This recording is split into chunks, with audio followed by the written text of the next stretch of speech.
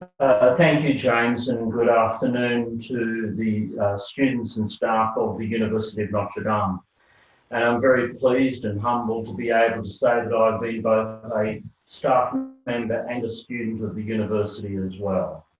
And it's been a great privilege and an honour to have served in that capacity. And I'm reminded also that when we think about those two roles, we go to the scriptures, and one of the great titles that Jesus was referred to, of course, was as rabbi or teacher.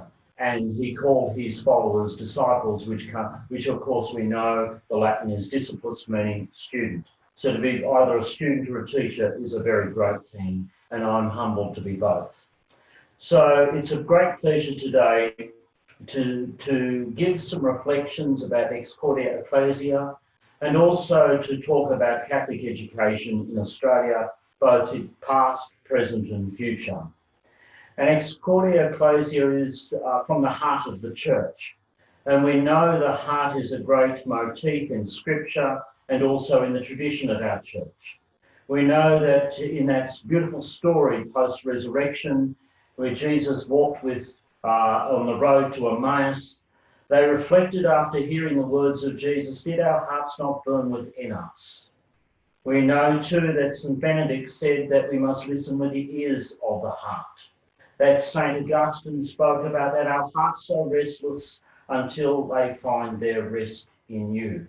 And that all of us, the church and those of us engaged in teaching, are doing so because we're trying to nurture within others a conversion of heart. And so John Paul II's promulgation, which really formed a blueprint for tertiary education for Catholic universities around the world, I believe it serves to redirect us and act as a compass for all of Catholic education, both for those involved at school age level and also in the tertiary sector. And it fundamentally is pinpointing us back to what is the mission of the church.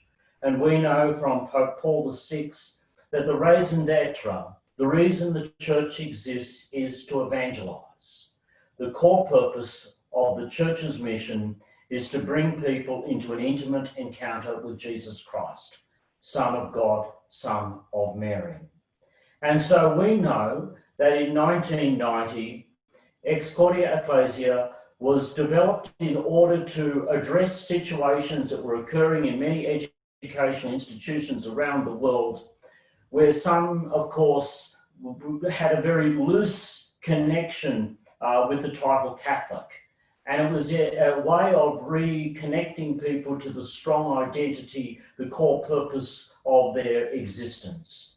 And so in that way, I think we need to be conscious of how fundamental this document can be today when people are asking, why do Catholic institutions exist? Why do Catholic hospitals exist? Catholic primary schools, preschools, secondary schools and universities. But specifically in terms of from the heart of the church, we know that in an educational context, Catholic educational institutions exist to teach what the church teaches. This is not a personal understanding of it, but it's about the passing on of fundamental and objective truths. It's about a fidelity to the creedal statements that we follow, to scripture and tradition, to magisterium. It's to a dialogue between faith and reason, and to a dialogue between faith and culture. And those things are seminal in our understanding of the church and her mission in the world today. And we know that in Corde Ecclesiae, St. Pope John Paul II referred to a quote of St. Augustine, where we understand in order to believe, but we also believe in order to understand. And so it's about the formation of the human person, the formation of the human person in totality. That is every dimension of our personality, the intellect, the conscience, the spiritual, the moral, all aspects of our personhood are meant to be brought to the full. And Jesus gave us this promise that, I have come that you may have life and have it to the full. And that fundamentally is what Catholic education is about. Catholic education is about helping draw people to a fullness of life. It's about helping draw people to that fullness of life through a mining of the intellectual tradition of the Catholic Church, and acquainting people to the treasury of the Church through ethical, philosophical, artistic considerations. We ask ourselves what is education? Education in its etymological roots is from the Latin educare, to lead or to draw out. And we know that the great philosopher Plutarch said that the human mind is a fire to be kindled, not a vessel to be filled. That there was an understanding of the innate abilities and talents that lay within and sometimes dormant within a person. And it's about bringing those to the fore, about leading them out. And we know that education in all parts of the world, reaffirmed by the United Nations in 1948, is an inalienable human right. And education is a very critical human right because it actually enables us to fulfill our other human rights more effectively. Because if we are uneducated, then we can't actually live out those other human rights fully and completely. Education, of course, has both individual and social ends. And we know that for Socrates, posited the view continually that education is not just about the fulfillment of human potential in terms of self-actualization for an individual, but it's about our contribution to the common good. And so education is also about our capacity to serve others. It's about a development of critical inquiry and moral reasoning. One can't just educate the mind without educating the soul, without educating the heart, without educating the conscience. American President Theodore Roosevelt said that if we educate the mind but not the morals, we actually create a menace for society.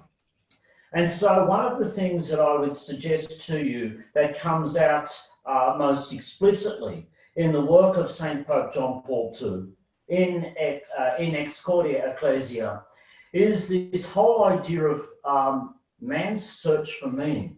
Now, we know that that title was used by Viktor Frankl in post-Holocaust, but it is actually something which is common to all people. It goes back to the Augustan search. Oh, late have I loved you, O beauty, ever ancient, ever new.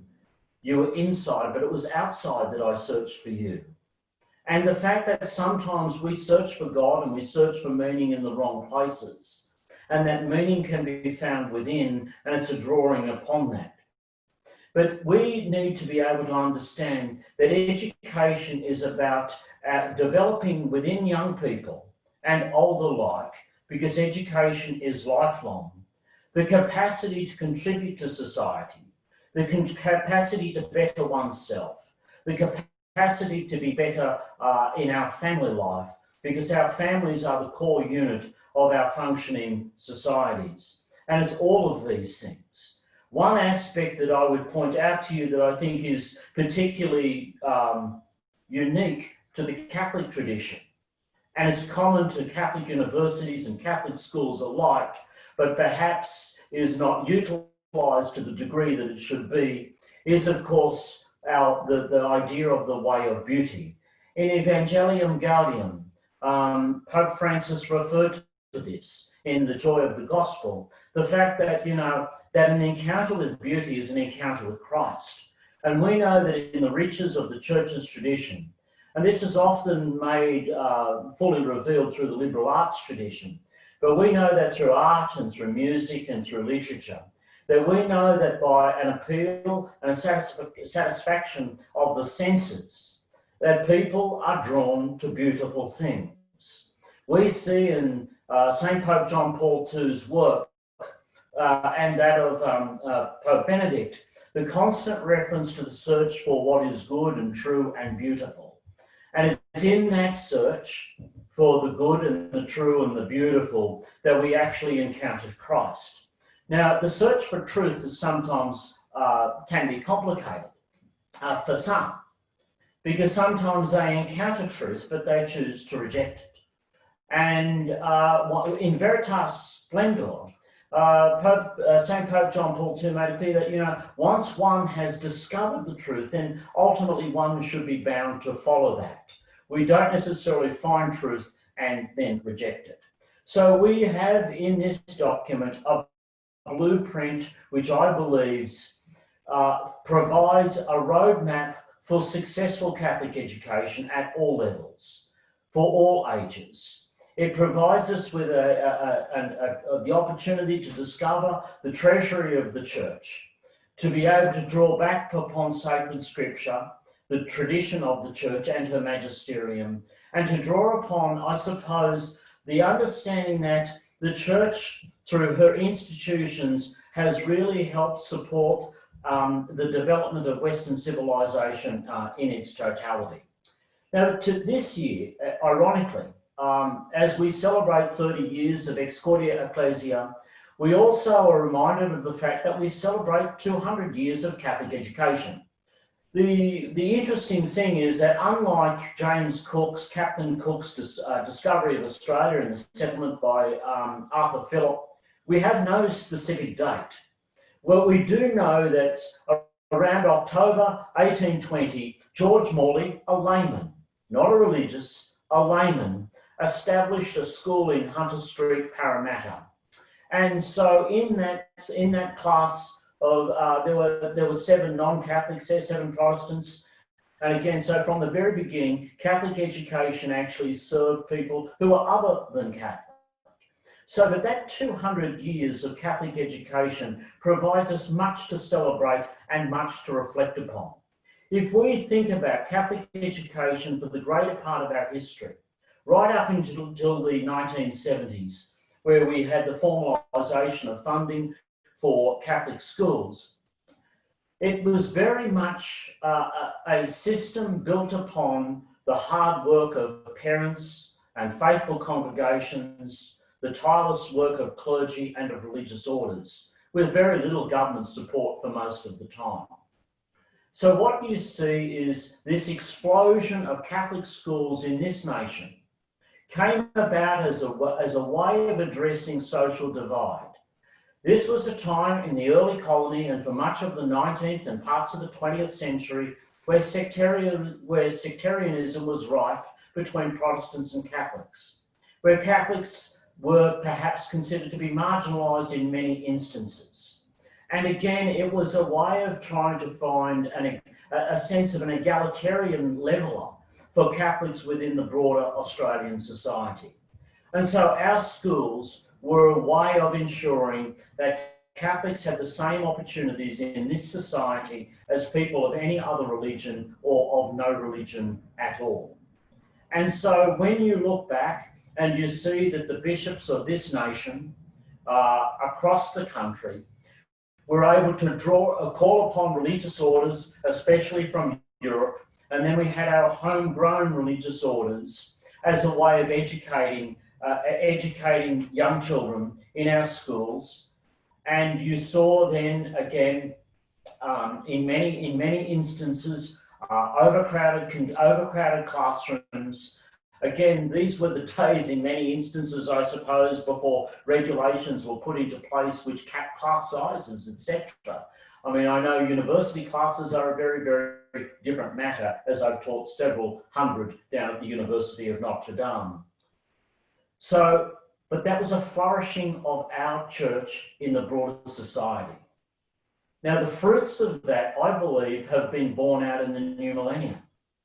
We've had governors, generals and prime ministers who were educated in Catholic schools.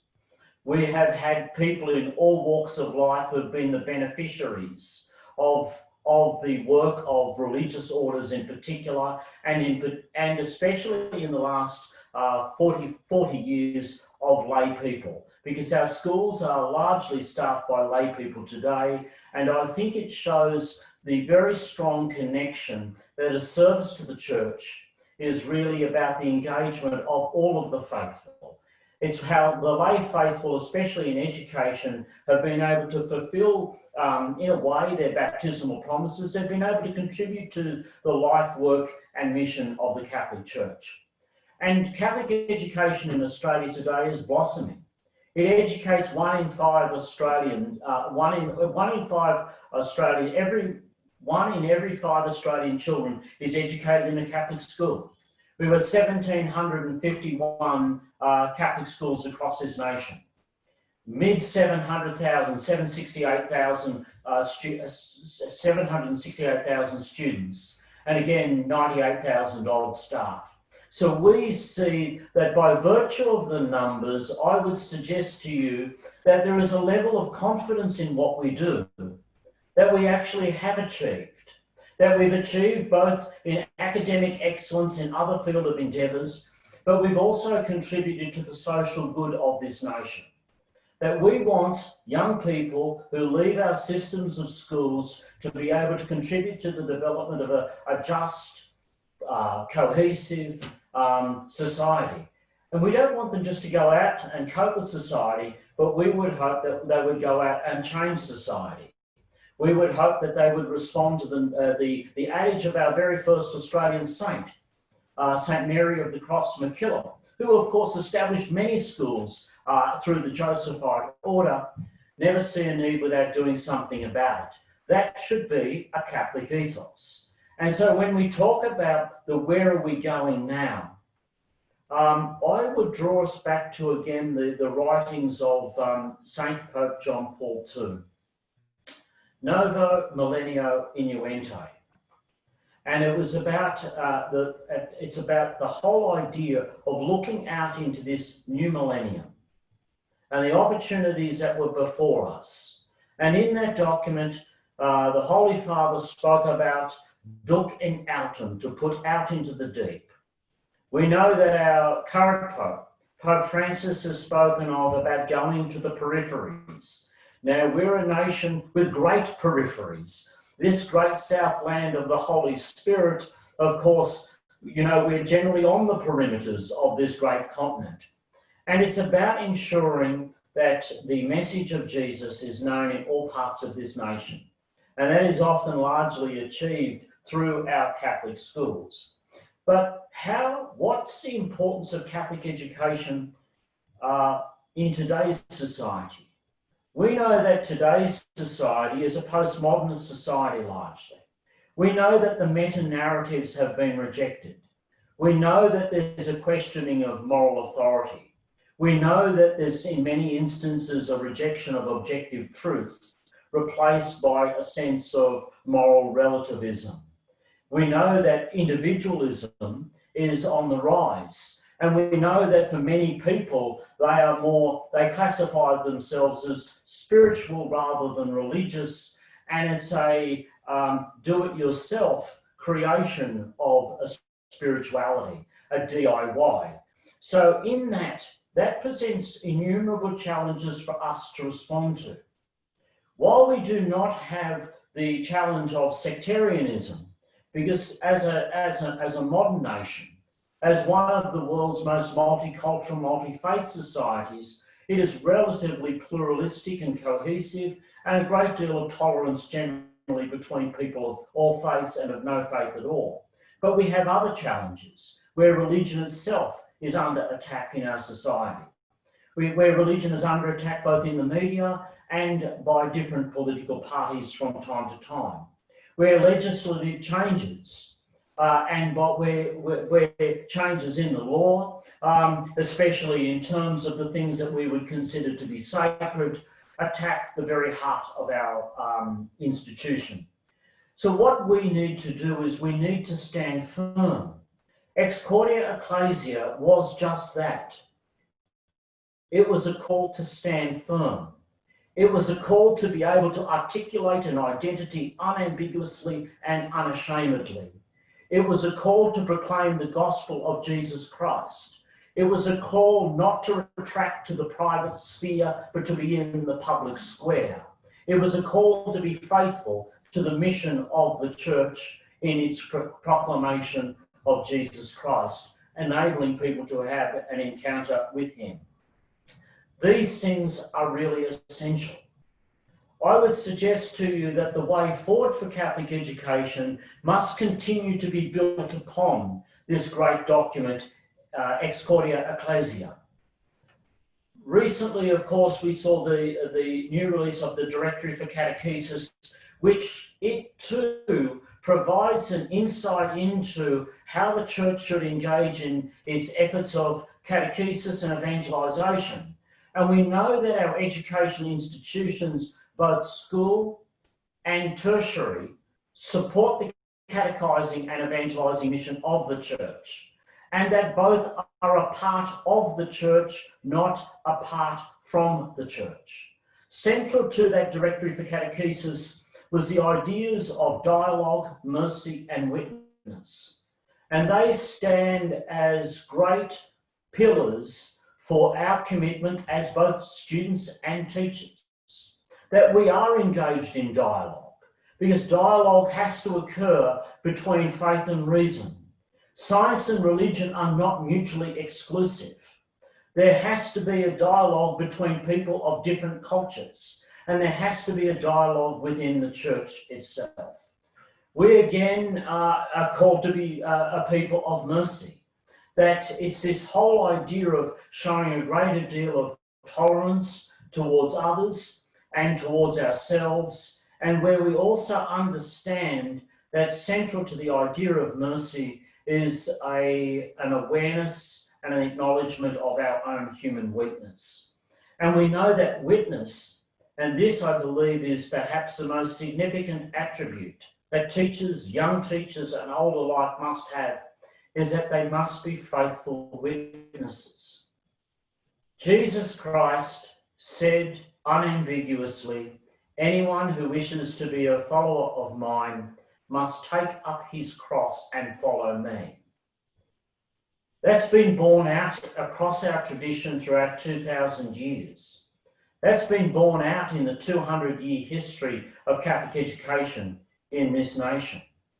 The sacrifice of parents and teachers, the hard work of all of those who built our schools over the last 200 years was a witness to their faith.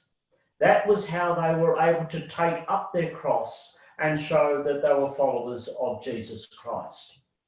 And so when we respond, we should be looking positively and optimistically, because we are faced with innumerable challenges in modern Australia.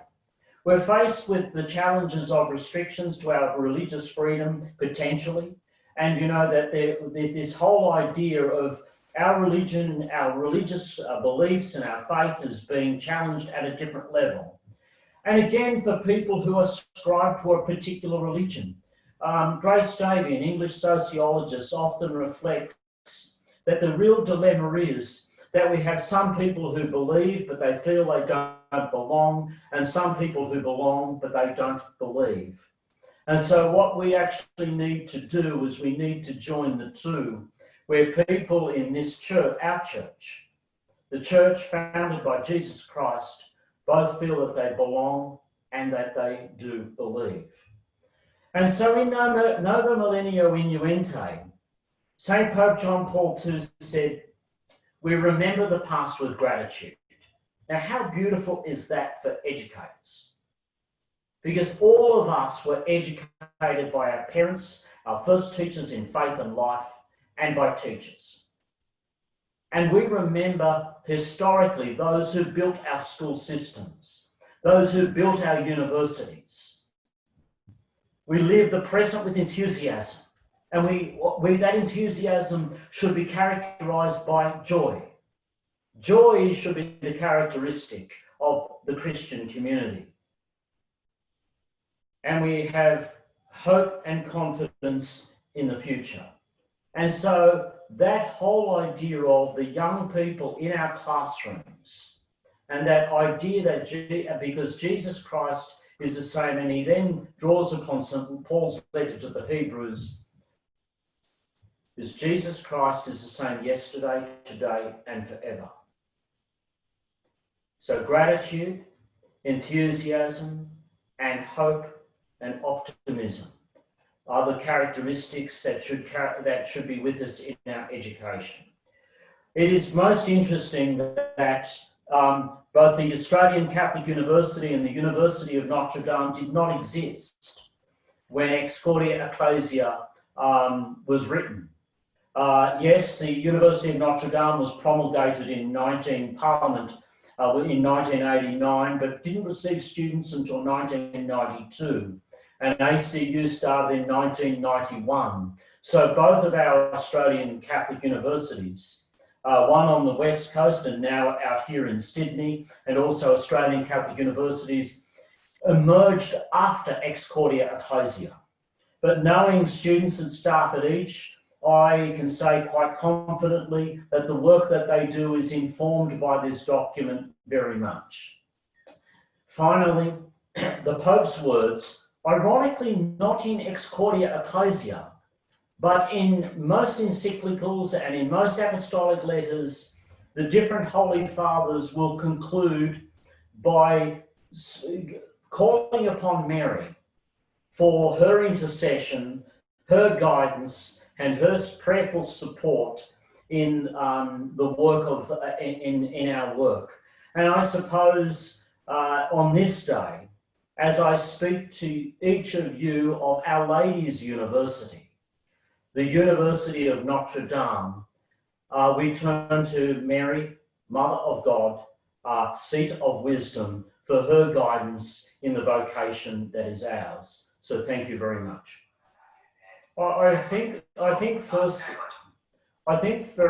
Firstly, from a very young age, people need to understand that there's a hierarchy of truth and that there's a hierarchy of rights, that some rights are above other rights in terms of, for example, the most important, we know that at the core of Catholic social teaching, and there are many wonderful ideas in Catholic social teaching that we commend, such as stewardship and preferential option for the poor.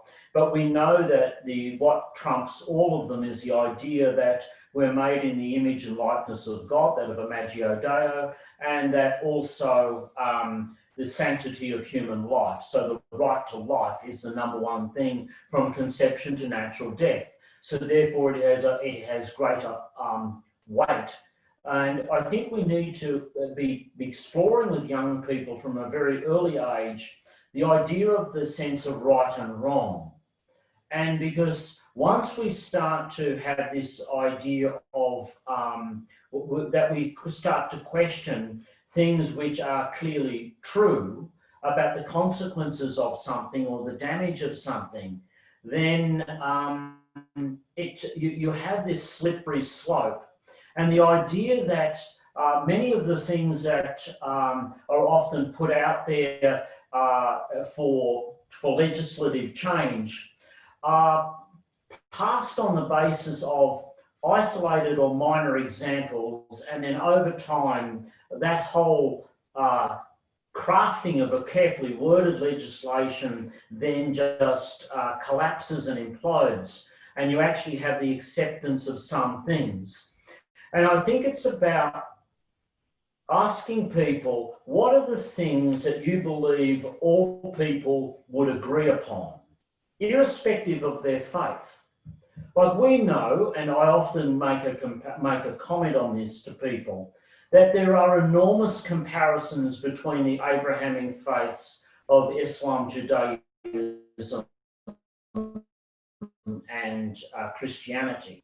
And of showing those comparisons and to be able to say to people, see, these three religions hold these aspects as core to them. For example, core in the 5 pillars of Islam, prayer, fasting and almsgiving are central, as they are to us during Lent, as they are to Jewish people. So you start to be able to draw in and say, people have agreed upon these things. When you see changes and I think that one way of enabling people to commit to some objective truths is when you present to them things which are an affront to our human conscience. And when I say that, it's about the abuse of people, physical, for gratuitous violence, slavery, human trafficking, murder, the incarceration of children, child slave labour, the abuse of women and the degradation of women. And people generally, irrespective of their political position, will say, yes, that's totally wrong. And it's where, one of the things that happened, and I'll end with this, is when the Holocaust occurred, after the Holocaust was discovered in the liberation of the camps at the end of World War II, the Americans brought Alfred Hitchcock, the film director, to come and record the liberation of many of the camps so that there would be irrefutable evidence of the atrocities that had occurred. So there could be no conjecture. And when people, and this is a terrible thing to do, in terms of when people are exposed to, I suppose, the degree to which evil can exist, it raises their awareness of the existence of good and evil. And I think there's been a dilution of that. I think that we've sometimes played down in our societies the whole idea of good and evil and of the role of bystander. So that's how I'd explain that. The whole concept of objective truths, I think, can be formed within children by making them, rather than while they would agree that these are good things to do and the right way to act, and there's the golden rule about treat others as you would like to be treated, and love God and love others according to the Abrahamic religions, but by showing them things that represent the worst side of human nature, the majority of people automatically reject that and agree that it's wrong, morally wrong. It's at the core of what we do. If the church exists in order to evangelise, Archbishop Anthony, when he addressed our teachers and staff principals and priests in 2015, spoke about the image of a three-legged stool, and it was that of a school, parish and home. And that's also clearly defined in canon law, that Catholic education brings together it partners together schools and parishes and families, because fundamentally we want to draw our young people into the faith. I get worried when I hear people talk about a separation between school and parish. To me, the parish school community is one community. It is a community of believers, and it draws people together. Where two or three are gathered in my name, I am with them. And I think that fundamentally we know that statistically and sociologically, many people do not go to churches, do not engage in the life work mission of the church, and especially in parish life, as they get older, especially in their adolescence and early adulthood. And I think what we have to do is that we have to ensure that our priests are welcome and are also able to actively contribute in our school communities. And it's not about processes of sacraments of initiation. Okay, well, we'll bring Father in to bless a plaque and open a room or do something of a peripheral nature. But they need to be part of the lifeblood of the church community. They need to be a part of the lifeblood of the school to be able to talk to young people, especially when young people are hurting, are seeking answers, are wanting greater understanding about themselves and of life more generally. And I would talk repeatedly about the bishops are the shepherds of our church. They are the leaders of our church, and they're the principal teachers of our church. And our priests at the local level do exactly the same thing. And so what I'm saying is we need to get better at. We need to ensure that our priests, and we do have programs in the Archdiocese of Sydney where some of our priests are actually teaching in our schools, and I think it's a very positive thing. And I also see it as a very positive thing from the idea of promoting vocations, because I think the promotion of vocations is so many of I became a teacher because I had great teachers. And one teacher in particular who was still our brother. If a person can become a wonderful parent because they've modelled themselves on a wonderful parent. And so it's a very simple thing of being drawn to the example that you have given to you.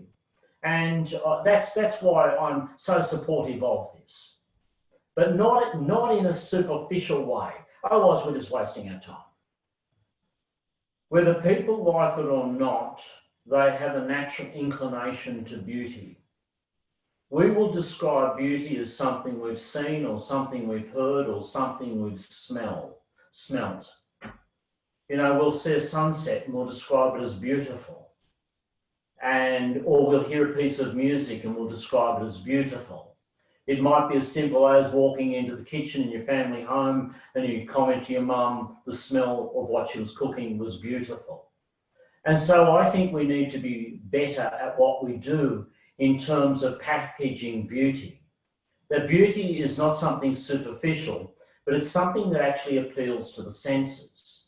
Now, the liberal arts tradition, which I think has a wonderful place in Catholic education and can be a cornerstone of how we teach and how we learn, is something that I think we need to look at the idea of introducing young people, even at a very early age in primary schools, of an introduction to philosophy.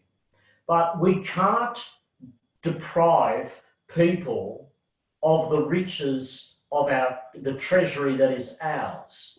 When people go to Rome, I would suggest that while they like to have their photograph on the Spanish Steps and the Trevi Fountain and all those things, the aha moments, the epiphany moments are when they go inside, for example, the Sistine Chapel, and where they are just suddenly overwhelmed by something ancient. Now, at the moment, we have this.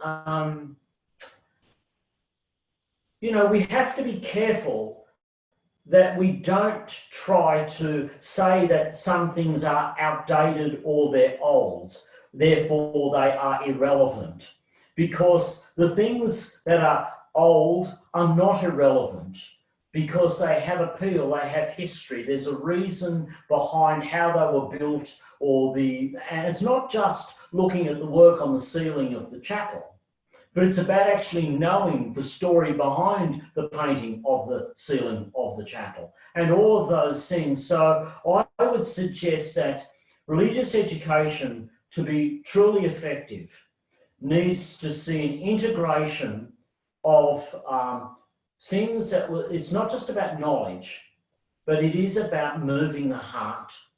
The word emotion means to be moved. Emote means to be moved.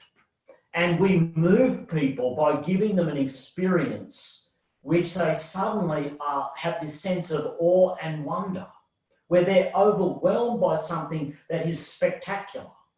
And so we need to do it obviously in an age-appropriate way, but it's a bit like when you take a very young child out into the country and they see a night sky for the first time and they see the blanket of stars in a night sky, and people are often, they're overwhelmed by the beauty of it. So we need to also draw upon, and our Holy Father Pope Francis has done this in his works, especially around the environment, talking about our encounter with God in the environment. So look, it was a great question, and the idea of the liberal arts approach is based upon a deeply rooted knowledge of philosophy, ancient, especially Greek and Roman, how that then influenced the formation and the development of Western civilization. And I'm going to digress for a minute, but I am going to say this, I think it needs to be said. For whatever reason at the moment and at this point in time, and it's unfortunate, everyone seems to be dumping on Western nations and Western civilization. And yet they seem to be oblivious to the riches that we've inherited because our nation is based upon, has a Judeo-Christian framework. And that our civilization, the way we treat children, the way we treat women, the laws that we have, the freedoms that we have, should never be taken for granted. That without the church and without, for example, especially Greek philosophy, we would not have democracy. We would not have Western liberal democracies of which we are one. So we need to educate people to understand our past, because unless we understand our past as a nation, we will never, ever be able to chart a course safely into the future. Look, I don't think we don't necessarily need to turn our back on modern art and modern culture. And again, the reality is that through periods of time, there are going to be, art, typically, the trends in art were staggered, the movements in art were staggered according to particular historical periods. And again, even in terms of art and architecture and the influences of Egypt and Greece and Rome, when you look at the beautiful cathedrals of England, and that you can actually tell when a building was built by looking at it, and it fits in with a particular time period. So I don't think we should ever turn our back on contemporary art, but we need to be aware of, I would suggest, if this is what is fashionable or what is being viewed by young people, then we need to be across it. And the Vatican was one of the first states in the world to actually get into the internet and use the internet effectively. And we know that Pope Francis, I think, is third in the world in terms of having the most Twitter followers, etc. It's about being able to read the signs of the times. It doesn't mean that we succumb to the worst of those times, but we actually need to respond to those times and to be able to critique them and to be able to, I wouldn't say interpret them, but to be able to move within them, and to where we might need to, we might need to present, for example, a countercultural message. But I do also think that we need to be able to decry, that is, speak out against, those things which are done in the name of art, because sometimes they say freedom of speech gives license to insult, but something that occurs under the name of art or free speech, which is an attack against religion, not just Christianity, but people of any faith, that needs to be named. Now, we had that, the Andre Pisano work, The Piss Christ, in the 1990s, which was shown in Victoria, was a hideous work. You've had, for example, images of Mary being depicted in a burqa in an art competition, the Blake Prize, and an androgynous Jesus Christ. So we need to be aware, the incident that happened in Paris a number of years ago with the Charlie Hebdo magazine, where they were attacking the Prophet Muhammad, and it incited outrage in the Islamic community. We need to be conscious of the fact that, religion is something that is not there for mockery or denigration. But we in our respect of our own faith, and in our worship, and in our exercise of religious freedom, need to also respect people of other faiths and their tradition. And we need to safeguard their rights as much as their own. But I would say that we need to engage, we need to be on the front foot, we need to be in the public square, but we also need to name and shame those things which are an attack against our faith or any faith at all. Look, they're very good questions. First and foremost, I would say that in our school system in Sydney, we have procedures where many of the people who will be given the responsibility of teaching religious education will show evidence of their involvement in parish life at the time of their appointment. And clearly, just as we have an enrolment policy which has very a clear criteria in terms of the students that we accept, but at the end of the day, in the totality of the policy, we accept people from across the community and from other faiths as well, because in some areas the Catholic population is very small. We would have a percentage of teachers in our schools, and those teachers in our schools who perhaps have another faith tradition that they've come from, we would be requiring them to be supportive of the Catholic ethos, that they would not say something that is contrary to church teaching, that they would respect, for example, the liturgical and prayer life of the school, that they would support our schools as they engage with parishes, that they would support youth ministry initiatives in the formation of other teachers, that they would not be involved in the teaching of religious education. Ultimately, you can't give what you don't have. And we don't want religious education to be taught as a purely academic discipline by anybody, but we want people who are true witnesses to the faith, teaching religious education, and of course our engagement with parents. And so in all of these things, I don't walk around with a notebook asking staff in this office who goes to Mass and who doesn't, but we would know that there's a very healthy dynamic of people here where we work together, we pray together, we have a sacramental life here in this office, and the same in our school communities. And so it's about the modelling that you require. It's about the expectation that you set. And yes, we do have a desire, and that's why our connections with the two Catholic universities, which are incredibly good and healthy, they are a nursery for us in providing teachers of the Catholic faith. Now, in some instances, depending upon where a school is, and particularly in some remote parts of Australia, that's more difficult to do. And in some instances, some subject areas, especially in secondary schools, that's more difficult to do. But we would be unequivocal in speaking about not just a person who has a baptismal certificate to say, yes, I'm a Catholic, but we would require some evidence of that, some capacity to be able to say, it's not just that I was baptised 30 years ago, but I actually am involved in the life of parish X, and I lead the children's literature, I give out Holy Communion, or I do the readings, or I take communion to the sick. So it's multifaceted in what we require. But above all things, whether the person is Catholic in name and practice, or whether they are not of Catholic faith, they would be expected to support the ethos of the school and the teachings of the church. Well, firstly, gender ideology has no place in our schools.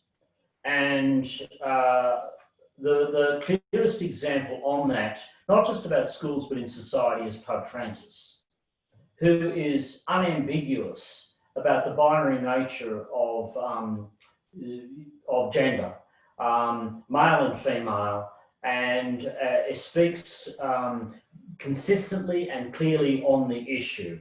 And so anyone who had an issue with a teacher, I'd be quoting the Pope to start with. But firstly, in terms of your question, parents, I think one mistake sometimes that parents make is that they go to the highest authority that they can find first. And I actually believe that it needs to start at the lowest level, and I don't say low in a pejorative sense, but the lowest level first. So if the conflict or the disagreement or the uncertainty was with a teacher, then I would be asking to meet with that teacher and say, look, I'm not comfortable with what you're teaching. And again, very clearly, that parents are the first educators of their children in faith and life. And I think it needs to be spelled out what the concerns are. And if there was a lack of resolution there, I think that it needs to be looked at internally within the school. It would only be in instances where a parent felt that the school was stonewalling or disinterested or ill-informed themselves, that parents should contact the education office. I think first and foremost, we can't follow whatever's on Facebook or Twitter or the Daily Telegraph or whatever. You need to be clear about what the concern is, because you don't want to raise a concern that actually turns out to be incorrect. Like, you want to make sure you've got the evidence of what you're saying was incorrect. Now, I can say up front, in my 15 years of dealing with parents here, from time to time, parents bring concerns to my attention, and they are correct, because what's been taught in classrooms is incorrect. And sometimes it's about because the teacher simply doesn't have the background knowledge. And that is normally the case more than a person having a deliberate point of view to disagree with church teaching. And so I think that parents need to exercise their right. We want to hear parent voice. We want to engage with parents consistently. Parents should be asking to see a curriculum, and it's meant to be published on the diocesan websites or by a school. Like, you've got every right to know what your child is being taught. And you've got every right, and especially in issues around personal health, growth, development, sexuality, etc. That area, in and around the human person, and sexual development and faith development, are two critical areas where parents have full and total rights in that regard.